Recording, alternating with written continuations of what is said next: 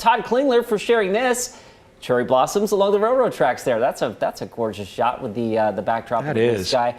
Another shot from earlier this week. Dean Coco was up on the mountain capturing Mount Hood in all its beautiful Wednesday afternoon bliss right there at the White River Snow Park.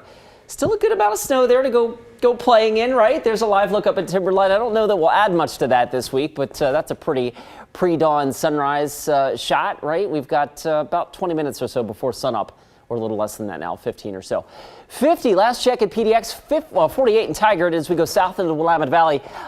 Generally within a couple of degrees of 50 this morning. Another mild start. Lots of cloud cover streaming in again, just like yesterday. And just like yesterday, we're watching that swirling thing out over the eastern Pacific. That low pressure system is diving towards California, so that'll take most of the active weather with it. However, as we go through time here with the flow aloft out of the south, that's going to allow some of that moisture to work its way up along the spine of the Sierra Nevada and the Cascades, and you'll see that with Futurecast late this afternoon. It spits out a little sprinkle right there in Longview.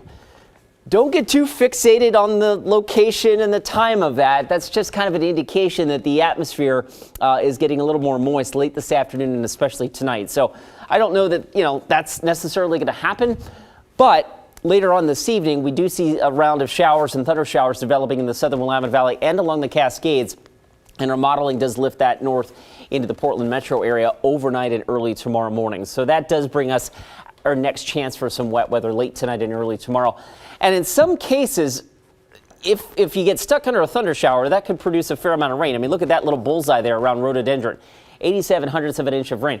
That's our model basically suggesting rhododendron, you're going to see a couple thunder showers. So if that happens, we certainly could squeeze out a lot of moisture. But on the whole, if you don't get one of those, we're not going to get a lot of wet weather out of this system, I guess is where I was trying to go with that.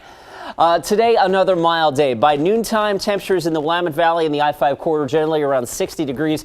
Eastern Oregon after the chilly start. Look at that, Baker City flirting with 70 late this afternoon. The Dalles in the 70s, Prineville in the 70s, and upper 60s. Pretty common here in the Willamette Valley. In fact, Futurecast like 68 here in Portland. I didn't go quite that warm. I went 67 because it seems like lately every time we go a little warmer than that, we don't quite get there. So there's my logic. I know it's not very scientific, but it does avoid me getting nasty emails about, you said it was going to hit 70 and it didn't happen. So there you go, 67 today. If it hits 68, I don't think there'll be any complaints. There's that shower threat tonight. We cool off a bit as we go to midweek and looking ahead to April 1st already. That's Friday, mostly sunny.